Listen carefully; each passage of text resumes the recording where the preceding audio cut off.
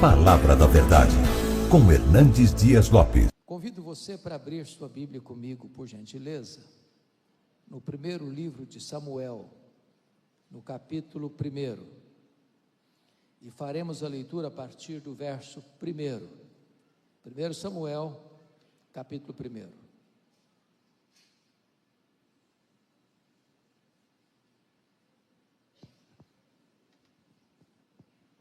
Peço a você que após a leitura bíblica, não feche sua Bíblia, por gentileza. Preciso que você acompanhe comigo a exposição. Está escrito assim: houve um homem de Ramataim Zofim, da região montanhosa de Efraim, cujo nome era Eucana, filho de Jeroão, filho de Eliú, filho de Tou, filho de Zufi, efraimita.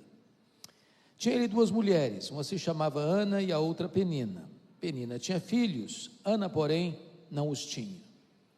Este homem subia da sua cidade de ano em ano a adorar e a sacrificar ao Senhor dos Exércitos em Siló. Estavam ali os dois filhos de Eli, Rofini e Finéias, como sacerdotes do Senhor. No dia em que Eucana oferecia o seu sacrifício, dava ele porções deste a Penina, sua mulher, e a todos os seus filhos e filhas. A Ana, porém, dava porção dupla, porque ele a amava, ainda mesmo que o Senhor a houvesse deixado estéril. A sua rival a provocava excessivamente para irritar, porquanto o Senhor lhe havia cerrado a madre. E assim o fazia ele de ano em ano. E todas as vezes que Ana subia à casa do Senhor, a outra a irritava, pelo que chorava e não comia. Então Eucana, seu marido, lhe disse: Ana, por que choras? E por que não comes? E por que estás de coração triste? Não te sou eu melhor do que 10 filhos?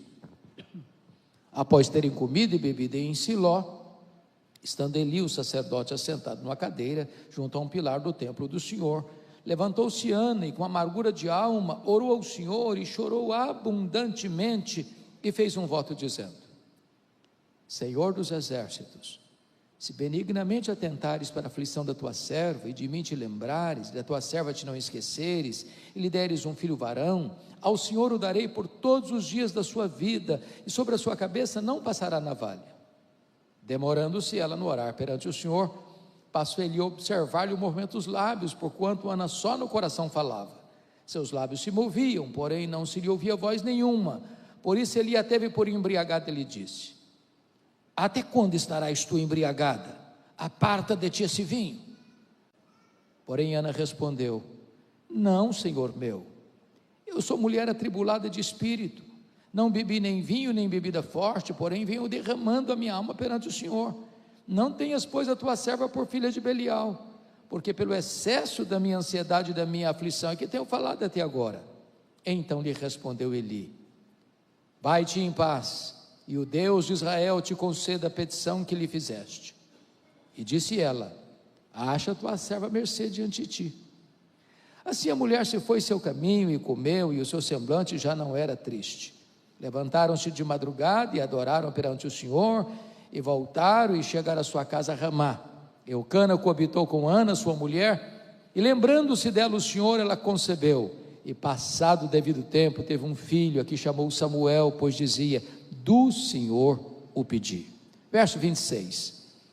Disse Ana a Eli: Ah, meu Senhor, tão certo como vives, eu sou aquela mulher que aqui esteve contigo orando ao Senhor.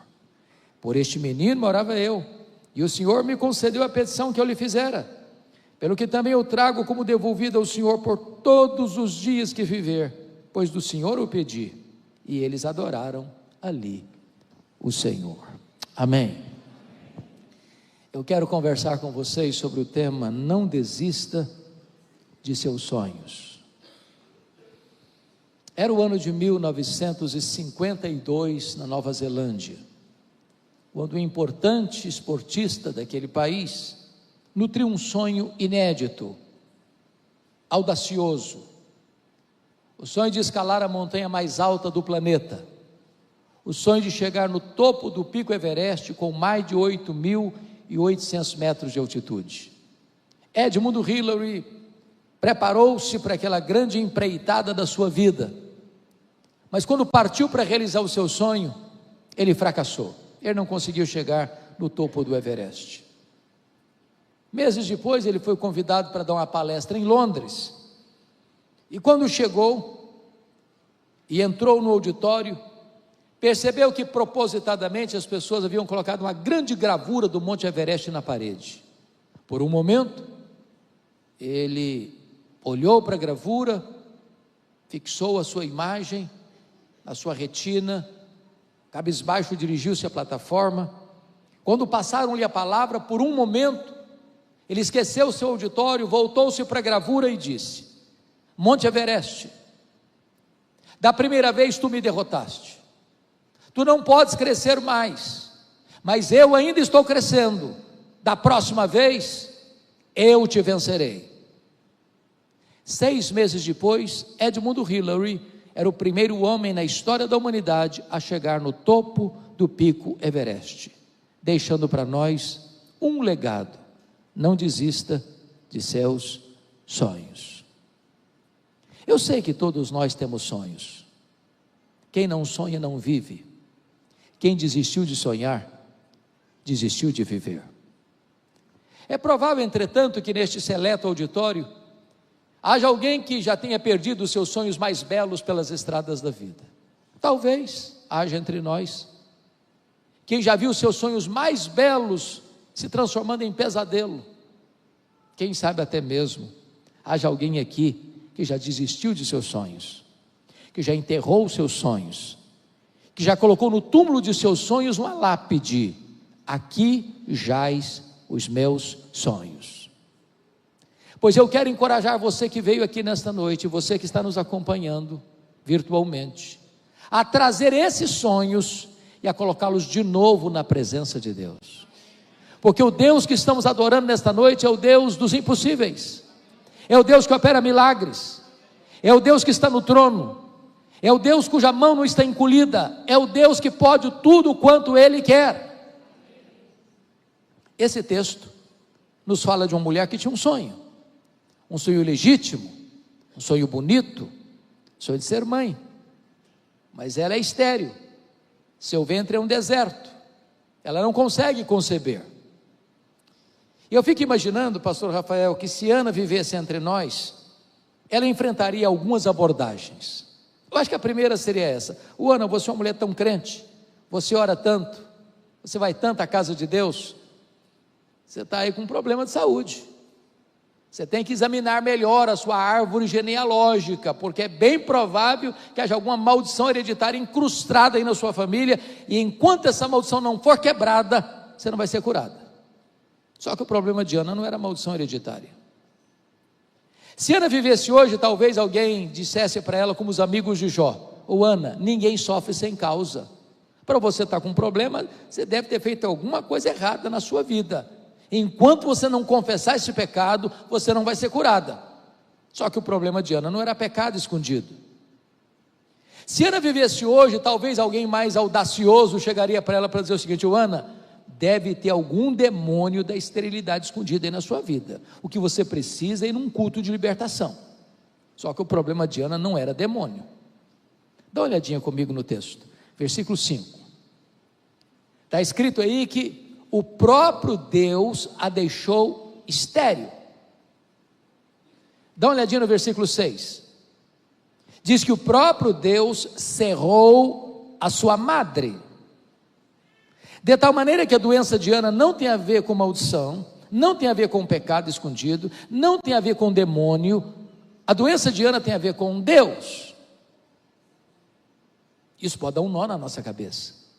Como assim?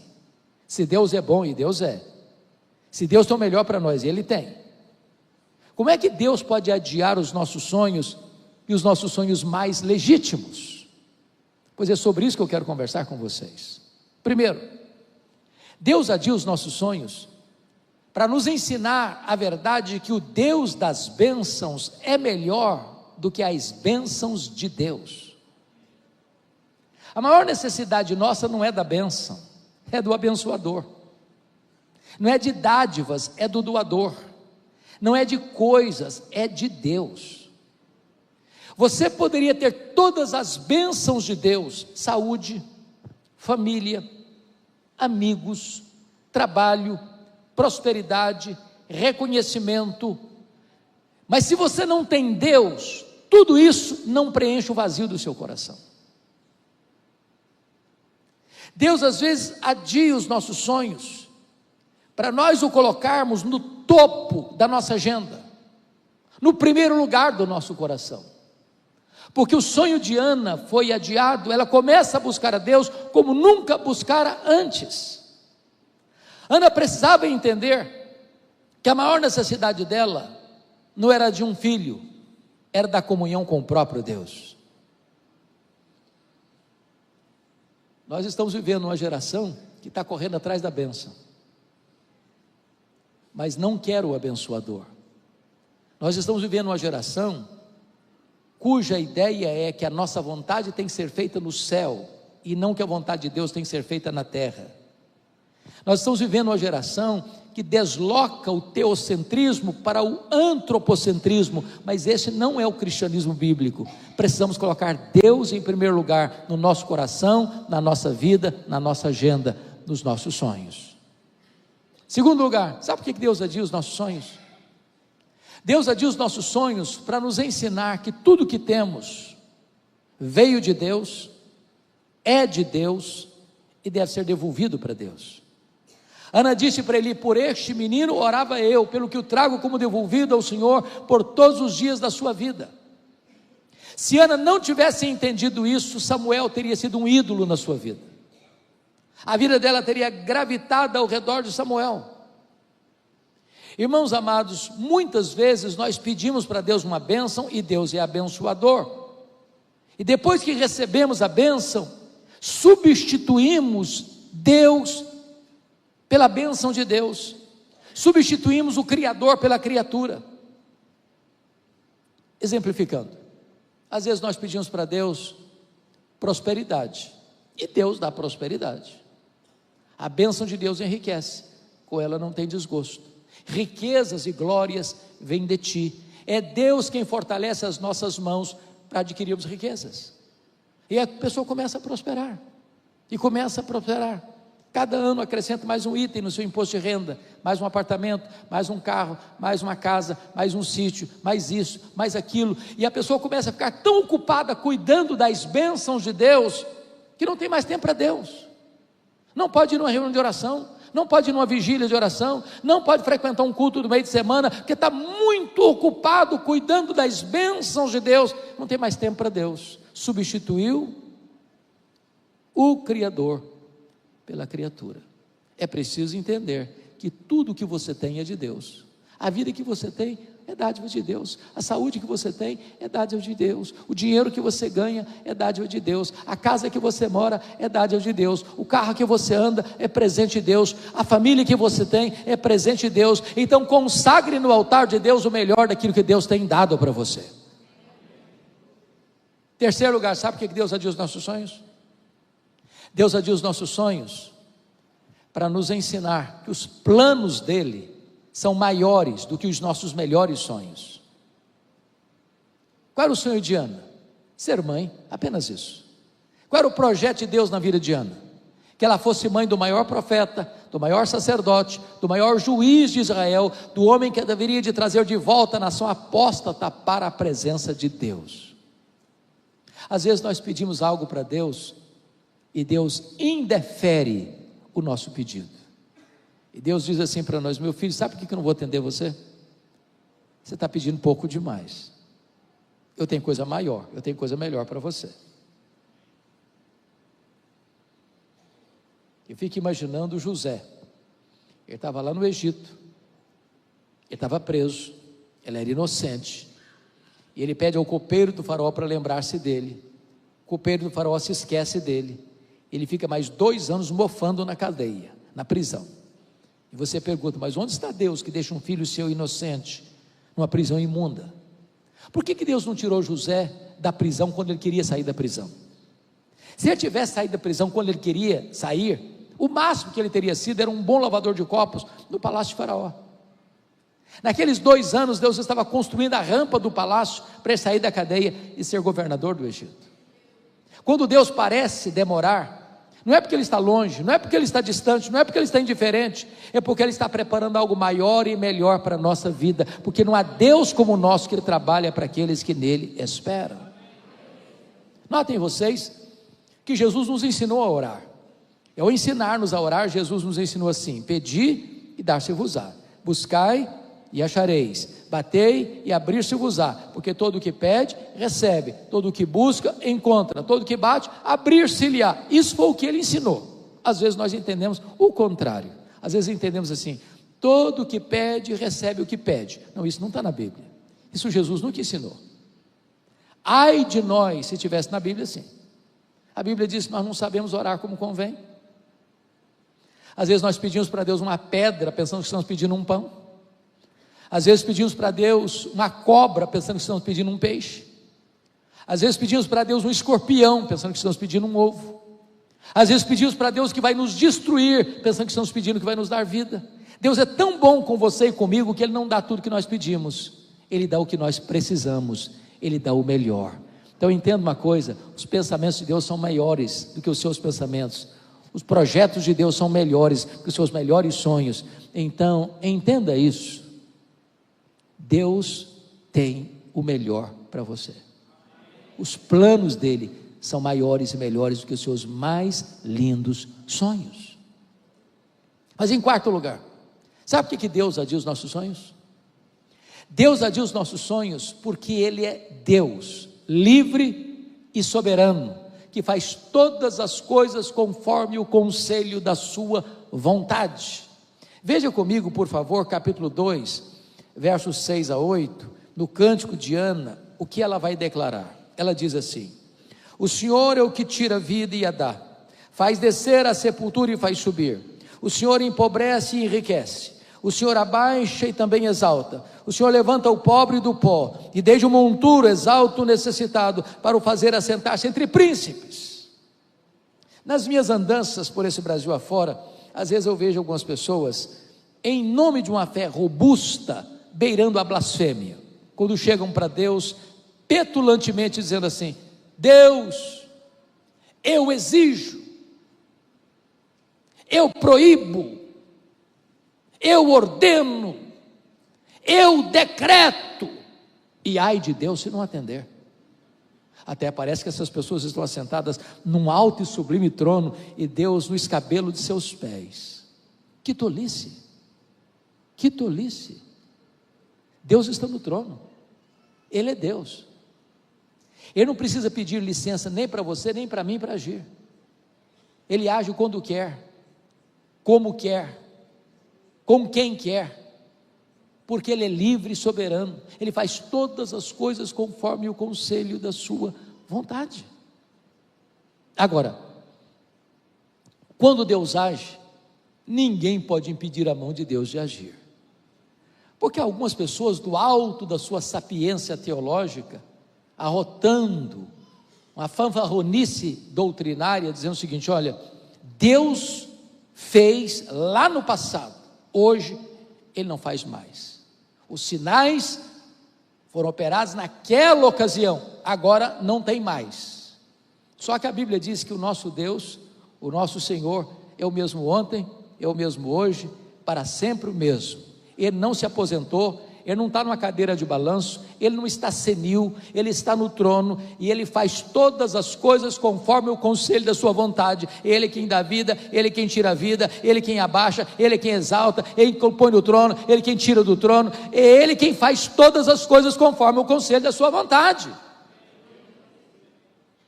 Agora eu acho que Ana, como uma mulher instruída que era, porque era uma mulher crente, eu penso, pastor, que ela deve ter buscado todos os recursos da medicina do seu tempo, porque não é pecado você buscar os recursos da ciência para tratar da sua saúde. E eu fico imaginando que, como toda mulher, sem exceção, gosta de ter uma boa bolsa do lado, ela deveria carregar os últimos exames da junta médica de Ramá naquela bolsa, dizendo assim: ô Ana, não tem jeito, não tem cura, seu caso não tem solução. Mas Ana entendia outra coisa: se Deus quiser, tem jeito. Para Deus não é impossível. É por isso que essa mulher ora. É por isso que essa mulher chora, é por isso que essa mulher busca Deus, é por isso que ela insiste com Deus, porque ela entende uma coisa: se Deus quiser, tem jeito. Aquela causa perdida, aquele problema insolúvel, aquela situação que não há saída humana, se Deus quiser, tem jeito. Não desista, não recue, não jogue a toalha. Deus pode fazer o que o homem não pode fazer. Me permita ilustrar. Eu estava fazendo uma visita lá em Vitória, certa feita, no hospital militar. Quando eu entro no hospital, eu vejo 3 pessoas na porta. E quando eu cheguei mais perto, percebi que eram pessoas da minha cidade, interior do Espírito Santo, Nova Venécia. Dentre essas pessoas tinha uma moça, num estado muito grave de saúde, com um câncer, já num estado bem avançado. E o médico disse para ela que ela deveria buscar recursos mais apropriados. Ela precisava de um CTI, e lá não tinha CTI onde ela morava. Quando ela chega, não tem vaga no CTI. Eu fui conversar com o diretor do hospital, ele me disse: olha, eu não posso tirar um paciente para botar outro, hoje não tem jeito. Confesso que eu voltei frustrado para a porta do hospital, e disse: olha, não tem jeito, não tem vaga. Pastor Rafael, eu nunca fiz outra vez, e não me lembro de ter feito antes nenhuma vez também, mas naquele dia eu fui impulsionado a fazê-lo. Eu disse para aquela moça assim: filha, aqui não tem jeito para você, mas nós podemos fazer algo melhor do que isso. Nós podemos pedir para Deus curar você. E ali na porta do hospital eu impus as mãos sobre ela. Disse: meu Deus, o Senhor tem poder para curar essa moça. Aqui não tem vaga para ela, mas o Senhor pode fazer mais do que dar uma vaga para ela, curá-la. Terminei de orar, chega um rapaz e diz: eu conheço essa menina, ela tem um primo que é médico lá em São Mateus, e lá tem CTI, vamos ligar para lá. Ligamos, o médico atendeu: pode trazer a minha prima para cá. Levou todo o pacote de exames, constatou a gravidade do problema, mas colocou numa maca, palpou seu ventre, achou estranho, submeteu-a aos mais rigorosos exames, não encontrou mais nada no seu corpo. Naquele dia ela foi liberada para voltar para sua casa. Isso tem mais de 20 anos. Pregando agora em Nova Venécia, no dia 28 de dezembro, lá estava aquela linda mulher, veio tirar uma foto comigo, e disse: pastor, o senhor está lembrado de mim? E essa pergunta nunca faça a um pastor, por gentileza. Eu disse: não estou, minha filha, eu sou aquela moça por quem o senhor orou, lá há 20 anos na porta do hospital, estou curada. Eu não estou dizendo para você que todas as pessoas pelas quais eu vou orar, pastor Rafael vai orar, ou os demais pastores aqui presentes vão orar, qualquer irmão aqui for orar, que Deus vai fazer. Não estou falando isso. O que eu estou dizendo é que se Deus quiser, tem jeito. Então não desista de seu sonho. Mas esse texto nos mostra um segundo aspecto. Quando uma pessoa tem sonhos, ela tem que ter cuidado, porque existem assassinos de sonhos soltos por aí. E Ana teve que lidar com 3 assassinos de sonhos. A primeira pessoa que quis matar os sonhos de Ana foi a sua rival, a Penina. Eu não sei o que Penina dizia para Ana, mas Penina irritava Ana, sobretudo quando Ana subia para a casa de Deus, a ponto de Ana perder o apetite, começar a chorar, entrar em depressão. Agora, uma coisa eu tenho certeza: Penina não era uma mulher de Deus, porque gente de Deus não vive para infernizar a vida dos outros. Gente de Deus é bálsamo, gente de Deus é aliviador de tensões. Mas à luz do versículo 6, eu creio que a Penina dizia mais ou menos o seguinte para Ana: ô Ana, você é tão crente, você vai tanto à casa de Deus, você ora tanto, você chora tanto, está aí estéril. Eu não oro igual a você, não sou crente igual a você, olha aqui, ó, estou com saúde, cheia de filhos. Se esse negócio de orar funcionasse mesmo, você não estaria nessa. Você conhece gente assim? Cuidado com essa gente, são assassinos de sonhos. Querem implantar no seu coração que se você é crente, você não pode ficar doente, você não pode ter problema financeiro, você não pode ter problema na saúde, você não pode ter problema disso ou daquilo. Jesus nunca prometeu isso para você nem para mim. O que Ele prometeu é estar conosco todos os dias até a consumação dos séculos. A segunda pessoa que quis matar os sonhos de Ana foi o sacerdote Eli. Meus irmãos, consta o texto que todo ano Ana subia para Siló. Lá estava o santuário, lá estava o tabernáculo, lá estava a arca da aliança, lá estava o sacerdote. Não consta a Bíblia em nenhuma vez que Ana, nessas idas todas, que Eli ou Hofni ou Finéias olhasse para ela, conversasse com ela, orasse por ela, chorasse com ela. A primeira vez que Eli dirige-se a Ana é para sacar contra ela um pesado libelo acusatório, chamando-a de bêbada, de filha do demônio, de filha de Belial, dentro da igreja. Eu acho até mesmo, se Ana fosse batista ou presbiteriana, ela ia sair da igreja. Aí ia. Eu acho até que ela faria um pouco mais, ela ia fazer uma campanha para tirar o pastor Eli da igreja. Por muito mesmo as pessoas fazem isso. Hã? Faz isso também? Mas Ana era uma mulher madura. Ela disse: não, meu senhor, não estou bêbada não. Eu estou derramando a minha alma perante o senhor. Não me trate como filho de Belial. Notinha de rodapé. Às vezes, e nós pastores já conhecemos tanto disso, pessoas que um dia ouviram a palavra atravessada do pai, da mãe, do namorado, da namorada, do noivo, da noiva, do marido, da mulher, do patrão, do professor. Essa palavra atravessada entrou no coração e adoeceu a alma.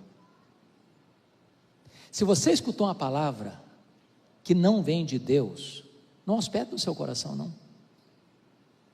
Não deixe isso adoecer sua alma não. Ana não permitiu que o sonho dela fosse roubado, nem mesmo dentro da casa de Deus. Mas a terceira pessoa que quis matar os sonhos de Ana foi o seu marido. O Eucana era um maridão, presente, amoroso, provedor. Ele só tinha um problema: ele era cabeça dura demais. Ele não acreditava em milagres, porque conhecia a história da redenção. Ele conhecia como Deus havia curado Sara, como Deus havia curado Rebeca, como Deus havia curado Raquel. Ele via sua mulher orando constantemente, pedindo um milagre para Deus. Não consta a Bíblia em lugar nenhum que um dia Eucana chegasse: Ana, eu vejo você chorando diante de Deus, eu sei da sua luta, eu sei do seu desejo, conta comigo, eu estou do seu lado, a sua batalha é a minha batalha, a sua luta é a minha luta, estou junto com você nessa oração, estou aqui clamando a Deus por um milagre também. Não consta a Bíblia que ele fez isso em momento algum. Porém, o verso 8 diz que ele um dia chamou Ana para uma conversa. Eu vou parafrasear a conversa. Eu acho que foi mais ou menos o seguinte: Ana, vem cá, filha, preciso bater um papo com você. Ana, não dá, né? Está virando uma obsessão esse negócio seu aí. Está ficando difícil, você está ficando doente, mulher.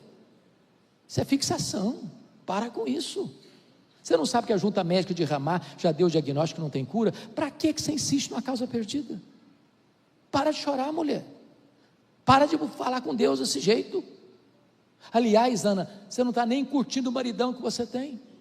Você não sabe que eu sou melhor que 10 filhos para você, mulher? Se fosse hoje eu diria assim: Ana, pense em mim, chore por mim, liga para mim. Não liga para ele, Ana. Assassino de sonhos. Pode estar muito mais perto de você do que você imagina. Não desista de seus sonhos. Mas em último lugar, Ana nos ensina 3 coisas quando os nossos sonhos estão sendo adiados. Primeira coisa que Ana fez quando o seu sonho estava adiado, irmãos, ela continuou crendo, orando, insistindo com Deus. Tem muita gente que desiste cedo demais, joga a toalha cedo demais.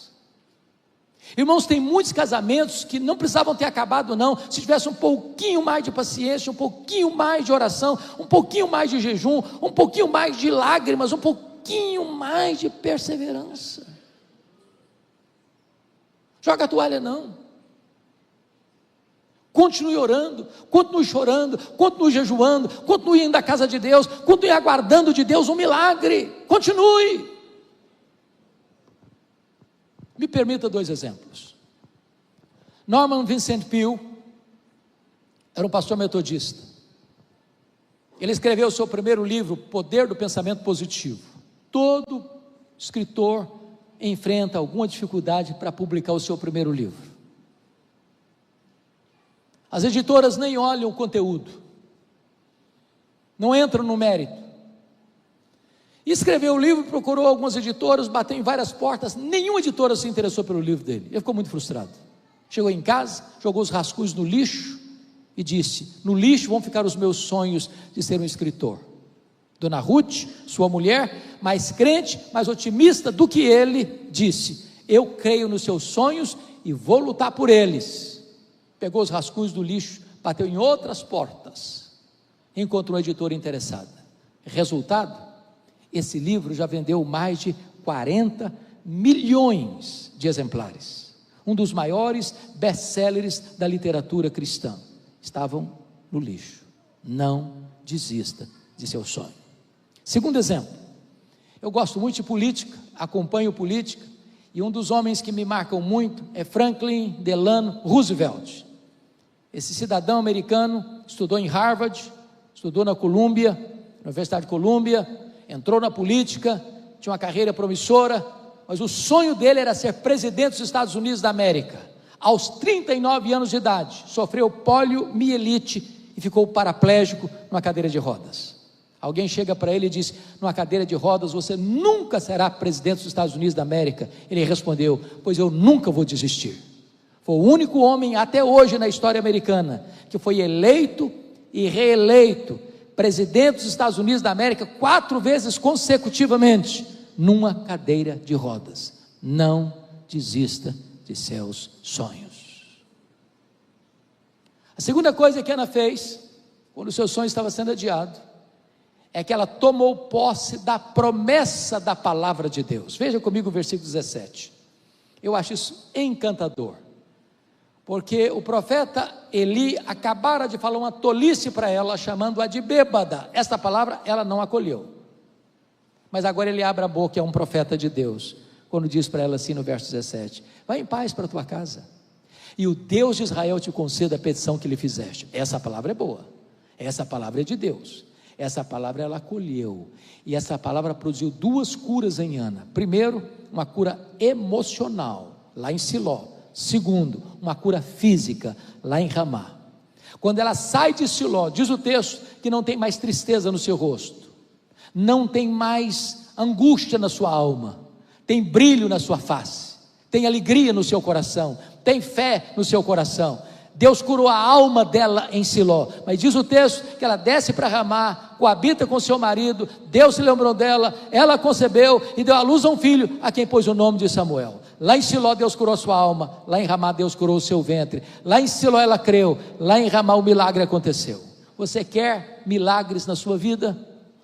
Creia nas promessas da palavra de Deus, aproprie-se das promessas da palavra de Deus. Mas finalmente, Ana nos ensina que quando os nossos sonhos estão sendo adiados, nós precisamos voltar às trincheiras da luta. Entendamos isso. Nós cremos uma verdade muito bonita, que já foi proclamada aqui hoje: a soberania de Deus. Sabe o que significa isso?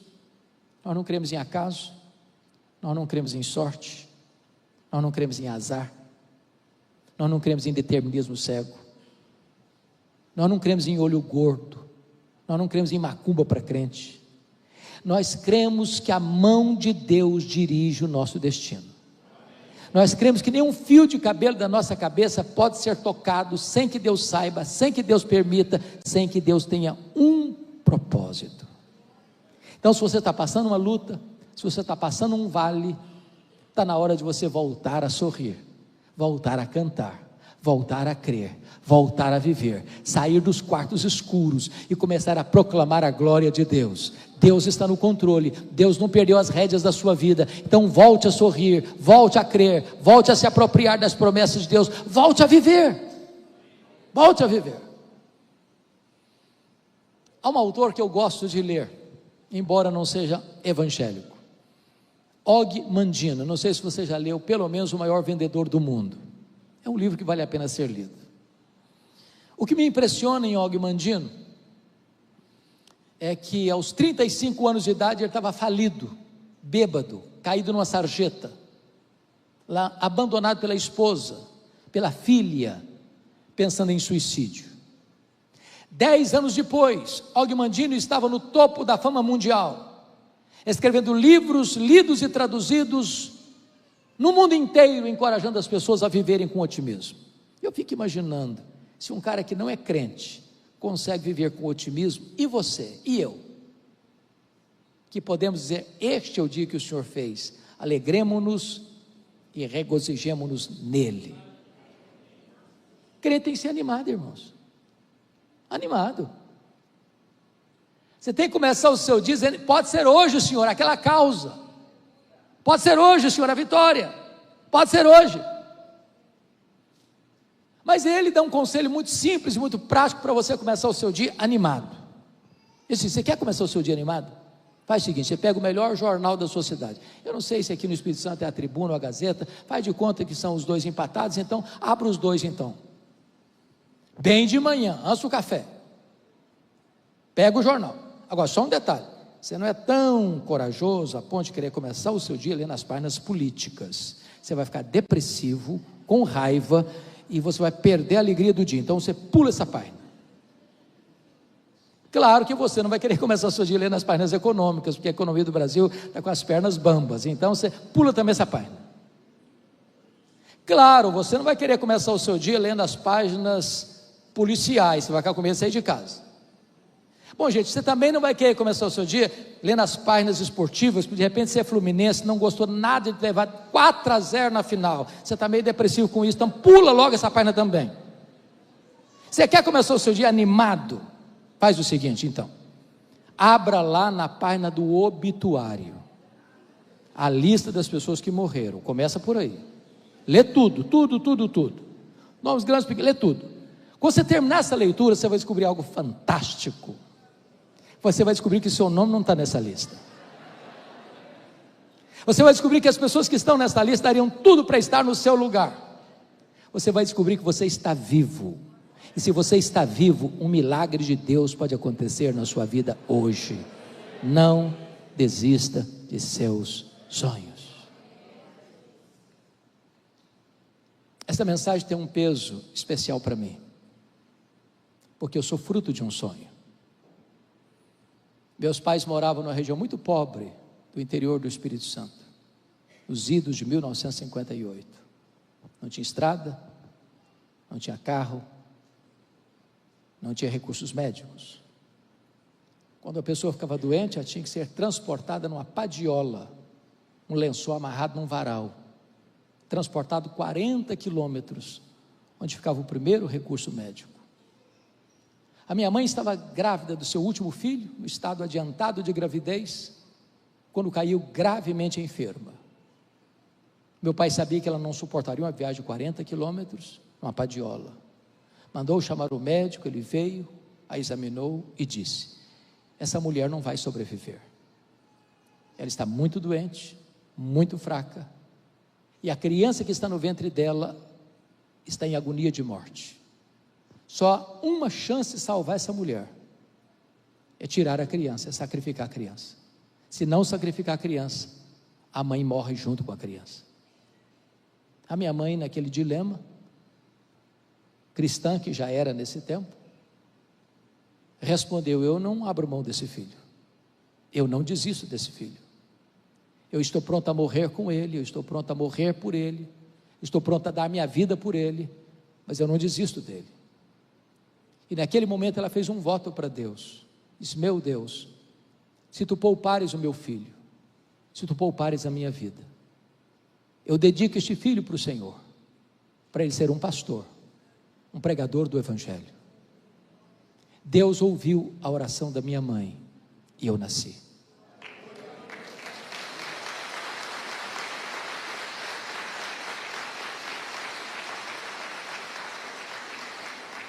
Nasci na roça, fui calçar meu primeiro par de sapatos aos 8 anos de idade, com as mãos calejadas. Desde criança, desde que me entendo por gente, tenho uma vontade muito grande de aprender. Na minha casa não tinha livros. Aliás, tinha apenas um dicionário velho, rasgado. Com 10 anos eu comecei a decorar o dicionário. Com 8 anos eu entrei na escola. Só tinha escola primária. Nunca ninguém tinha saído ali para fazer além de 4ª série primária. Com 8 anos eu entrei na escola.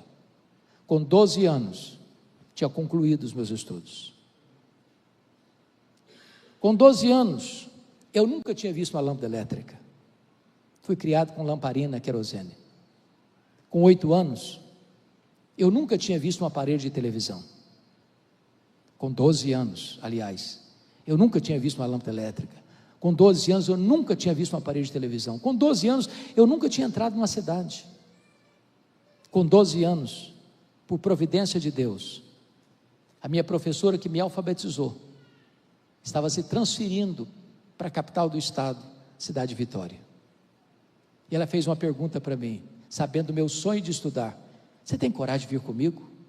Eu respondi para ela: se os meus pais deixarem, eu vou. Com 12 anos, eu subi na carroceria de um caminhão e vim morar em Cubi de Baixo, um dos bairros mais difíceis de Vila Velha, da Grande Vitória, dentro de um mangue, do lado de um prostíbulo. Na época, uma casa de 4 cômodos, com 10 pessoas. Eu nunca esqueço da visão desta mulher. Aliás, pastor Abdala, o último livro que escrevi agora, Os Milagres de Jesus, dediquei à minha professora Zilda Portela Fiame, a quem quero prestar esta homenagem. Ela me levou para sua casa, ela me abrigou durante um ano. Mas foram tempos dificílimos, de muita carência. Muitas vezes, eu namorei um pão de sal na vitrine de um botequim, com muita fome. Não tinha dinheiro para comprar um pão de sal para comer. Muitas vezes procurei farinha ou açúcar para comer e não tinha. Mas eu tinha um sonho e eu queria lutar por ele. Pasmem vocês, o meu sonho de criança era ser político e advogado. Eu não perdi um comício por nada. Na época os comícios eram na praça, vocês sabem disso, nos palanques. Enquanto o último orador não descia, eu não ia embora. No dia que eu fiz 18 anos, eu tirei meu título e me filiei num partido. Eu tinha um projeto de vida. Um dia, entretanto, conversava com um irmão da igreja, um homem maduro na fé, José Scherrer, e eu contava para ele o meu projeto de vida, o meu sonho pessoal, e disse: no dia que eu for um político de projeção, um advogado reconhecido, no final da minha vida, eu quero entrar num seminário e dedicar o resto dos meus dias na velhice para servir a Deus no ministério. E esse homem, com muita ousadia, botou rigorosa e literalmente o dedo no meu nariz e disse: você quer dar as sobras para Deus. Deus quer você agora, na sua juventude, é hoje que Deus te quer. E aquela palavra entrou como uma flecha no meu coração. Eu saí dali 100% seguro de que ali Deus me chamava para o ministério. A minha mãe era uma mulher analfabeta, nunca pisou num banco de escola, nunca entrou numa escola. Ela chorava muitas vezes porque tinha vontade de ler a Bíblia, ouvir a Bíblia, mas não sabia ler. Um dia ela sai de casa, tropeça numa cartilha suja, pegou aquela cartilha e disse: meu Deus, o senhor podia me ensinar a entender isso aqui. E ela aprendeu a ler naquela cartilha, lia fluentemente a sua Bíblia. Sábia que era, nunca me contou esse sonho dela com Deus, esse projeto dela com Deus, essa consagração, porque ela entendia uma coisa: eu não quero sugestionar meu filho, eu quero que Deus faça uma obra no coração dele. Quando eu liguei para ela, depois dessa conversa: mamãe, hoje Deus me chamou para o ministério, estou largando mão de todos os meus sonhos. Ela disse: meu filho, por esta causa eu já orava antes mesmo de você nascer. Ela era muito doente, mas antes de Jesus a chamar para o céu, ela me chamou à sua casa, me disse algo que me impactou profundamente. Ela me disse: meu filho, nesses anos todos, eu nunca deixei sequer uma noite de me levantar de madrugada dobrar os meus joelhos e pedir que Deus levantasse você na nossa geração. Eu nunca deixei de orar pedindo que Deus o revestisse com graça para pregar o Evangelho. Eu chorei muito com ela, eu a abracei, disse: mamãe, a senhora está me ensinando as lições mais importantes da minha vida. Um filho nunca é pobre se tem uma mãe que ora por ele. E eu disse para minha mãe algo que eu nunca mais pude esquecer. Eu entendi que o mais importante não são os meus projetos, não são os meus sonhos, mas é o projeto de Deus. Então, na contramão do tema que lhes dei, desista de seus sonhos. Desista de seus sonhos. Mas nunca abra mão do plano de Deus para a sua vida. Nunca abra mão do plano de Deus para a sua vida. Eu quero orar com vocês. Eu quero orar por vocês. Se você hoje tem um sonho que parece impossível, e ele está alinhado com a vontade de Deus, com a boa e perfeita vontade de Deus, eu quero orar por você. Pode ser uma causa impossível, pode ser um problema insolúvel. Deus está aqui hoje e Ele pode fazer milagres nesta noite. Quero orar em segundo lugar por mulheres que estão aqui, ou homens que estão aqui, que desejam tanto ter filhos e não conseguem. Eu tenho visto tantos milagres nesta área. Eu quero orar especificamente por essas irmãs. Se você quer colocar essa causa diante de Deus, Deus está aqui. Ele é o Deus de Ana, Ele é o Deus dos seus pais, da sua vida, de seus filhos, de geração em geração. Então, se você quer hoje colocar a sua vida nas mãos deste Deus, eu quero que você se ponha em pé, onde você está. Eu vou orar por você neste momento. Uma causa específica, uma situação específica. Coloque diante de Deus essa causa agora, em nome de Jesus.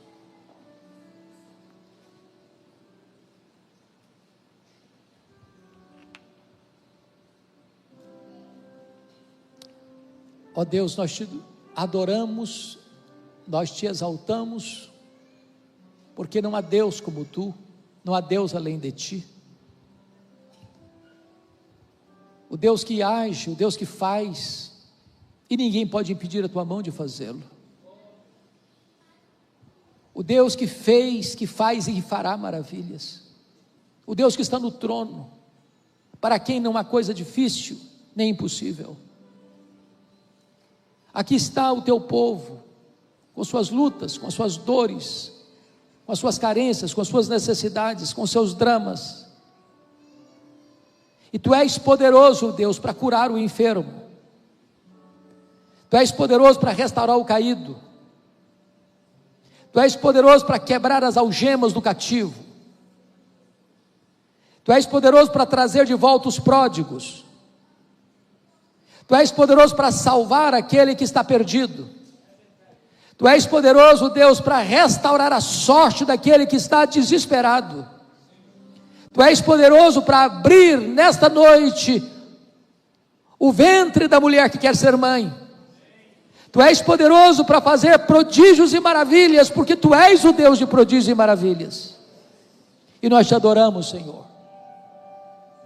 Te adoramos porque quando Tu ages, nenhuma força contrária pode anular a Tua obra.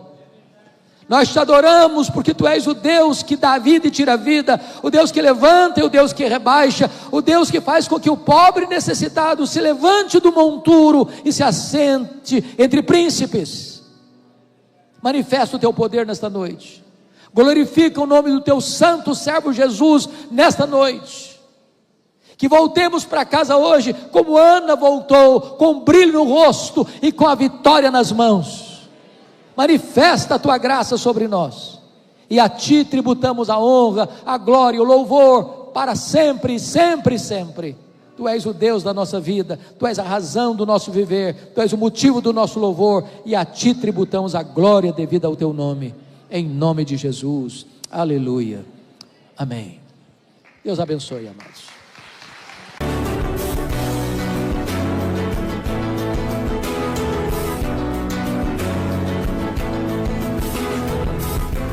Palavra da Verdade, com Hernandes Dias Lopes.